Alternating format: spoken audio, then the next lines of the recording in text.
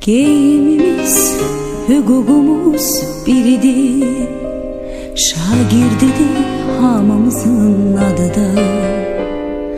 Elə bil ki boyumuzda eynidir, aman Allah ne xoşbəxtdik biz onda.